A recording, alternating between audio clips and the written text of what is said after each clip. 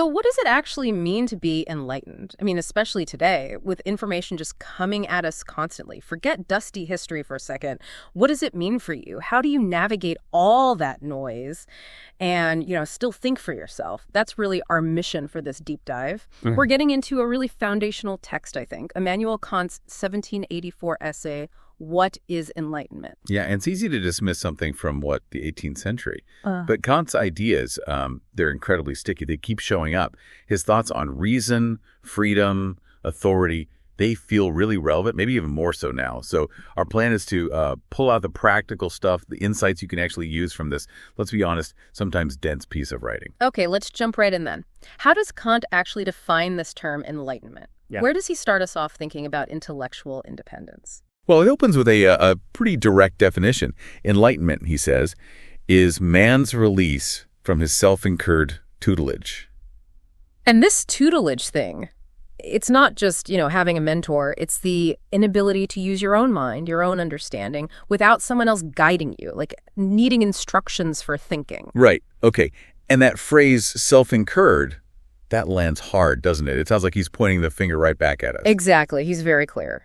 It's not that people lack reason or intelligence. It's a lack of resolution and courage to use it without direction from another. So it's about willpower, really, or the lack of it, bravery. Which leads straight to that famous motto, right? Sapere Aude. Have courage to use your own reason. It's not just a passive state. It's an action, a choice. You have to be brave. And he doesn't mince words about why people don't make that choice. He says it's basically laziness and cowardice. He really does. He gives those examples that are almost uncomfortably relatable even now. If I have a book which understands for me, or a pastor for my conscience, a doctor for my diet, I need not think if I can only pay. Yeah.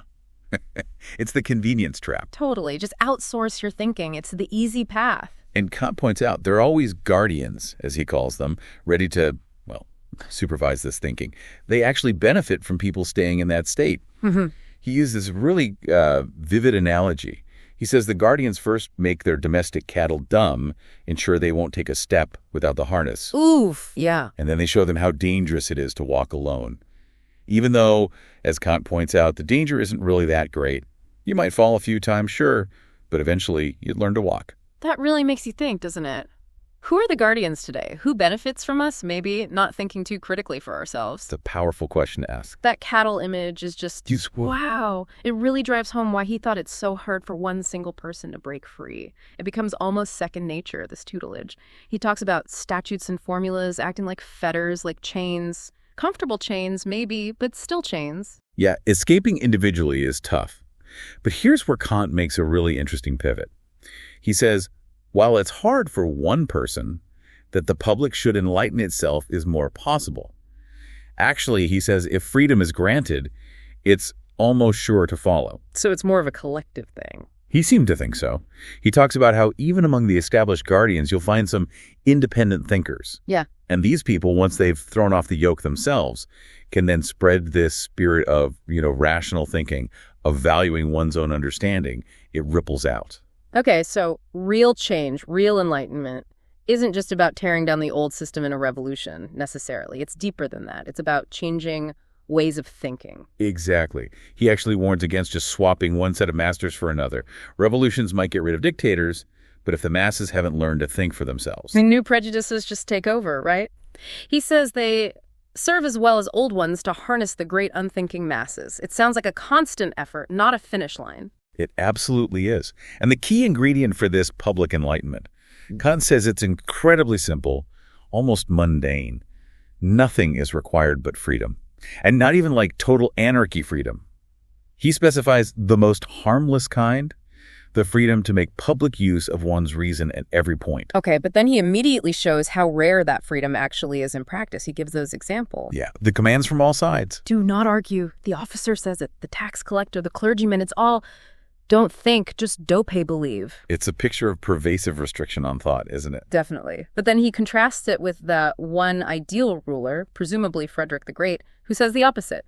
Argue as much as you will and about what you will, but obey. And that phrase, argue, but obey. That sets up, I think, one of the most crucial distinctions in the whole essay. Which is? The difference between the public use of your reason and the private use of your reason. understanding this is, well, it's key to seeing how Kant thinks society can function and progress intellectually at the same time.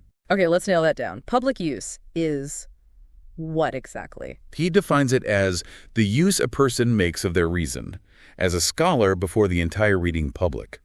So basically, when you're sharing your thoughts openly, writing, speaking, contributing to public discourse as an individual thinker. Got it. And private use. That's the use of reason within a specific role, a civil post or office. In that context, you might need to follow rules or orders for the sake of the organization or community functioning smoothly. Obedience might be required there. Right. Can you give one of those Kantian examples? Sure. Take the military officer. When on duty receiving an order, he must obey. That's the private use of reason within his job. But later, as a scholar thinking about military strategy or ethics, he has complete freedom to publicly critique those orders or the whole system and present his arguments to the world. That's the public use. Okay, that makes sense. What about the citizen and taxes? Same logic. As a citizen in your private role, you must pay your taxes. Complaining won't stop the tax collector.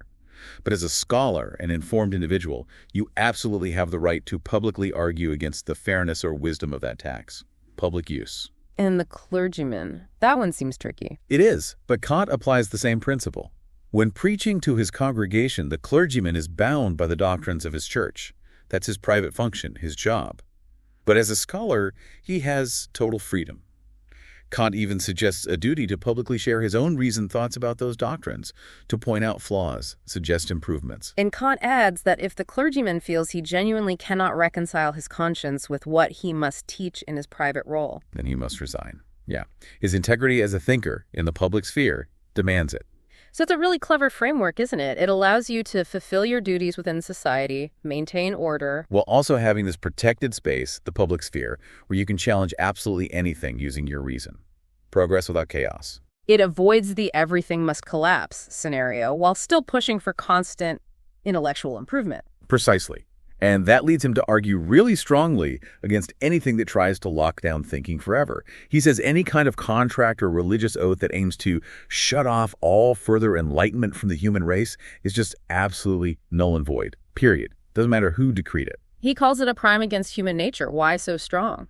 Because he believes our fundamental purpose, our proper destination, is exactly this ongoing progress, this continuous enlightenment. Trying to halt that is fundamentally wrong. And he gives us that touchstone for judging laws, right?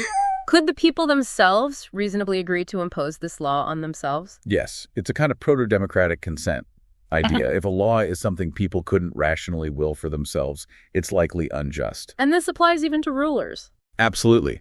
The monarch's job, legislatively, is to essentially embody the general public will. So they shouldn't be interfering in, say, people's religious beliefs or philosophical inquiries. Their role is mainly to keep the peace so that this process of enlightenment can happen. He has that great line, Caesar non est supra grammaticos. Right. Caesar is not above the grammarians, or, more broadly, power doesn't trump reason or scholarship. Okay, so after laying all this out, Kant finally asks that big question. Do we now live in an enlightened age? What was his verdict back in 1784? His answer is fascinatingly nuanced. He says no. No, after all that. But then he immediately qualifies it. But we do live in an age of enlightenment. Okay. What's the difference there? He means we're not there yet, not fully enlightened as a society, far from it. But crucially, the path is opening up. He sees clear indications that the field has now been open for people to think freely, and the obstacles, while still significant, are gradually being reduced. It's a work in progress. And he credits Frederick the Great for helping create that climate in Prussia, right?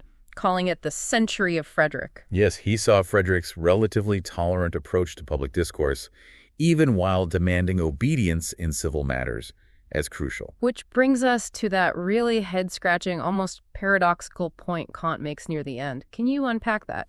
You mean the bit about civil freedom? Yeah, where he says a greater degree of civil freedom seems good for the freedom of mind, but somehow also places inescapable limitations upon it. And conversely, a lower degree of civil freedom might actually give the mind more room to grow. That sounds completely backwards. It does at first glance, doesn't it? It's a really provocative thought.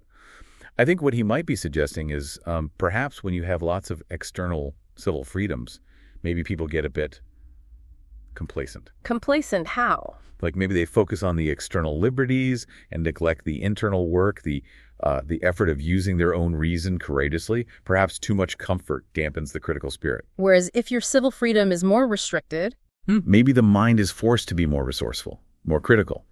Perhaps the very act of thinking freely against constraints sharpens the intellect and strengthens that courage he values so much. It forces you to cultivate internal freedom when external freedom is lacking. It's a really subtle point. wow. Okay, so pulling it all together then. Kant's message isn't about reaching some final state called enlightenment. Not at all. It's about the ongoing, active, and frankly brave decision to use your own reason. It's a continuous process, personally and for society. Right. It requires courage to question your own assumptions and courage to engage publicly, even when it's difficult or unpopular. And you have to navigate that tension between your role in society and your freedom as a thinker. So Kant's essay, even written centuries ago, it really gives us a framework for thinking about how we deal with information, authority, and our own minds today, doesn't it? Absolutely. It's a call to arms for critical thinking, for questioning who the guardians are in your own life, and for taking responsibility for your own understanding. It's timeless, really. Which leaves us, and you listening, with a final thought, building on that paradox. Even in societies that feel very free, what might be the inescapable limitations Kant mentioned that still constrain your freedom of mind today? Are they external? Or maybe, or some of them, self-incurred? And how can that public versus private reason distinction help you think about navigating all that?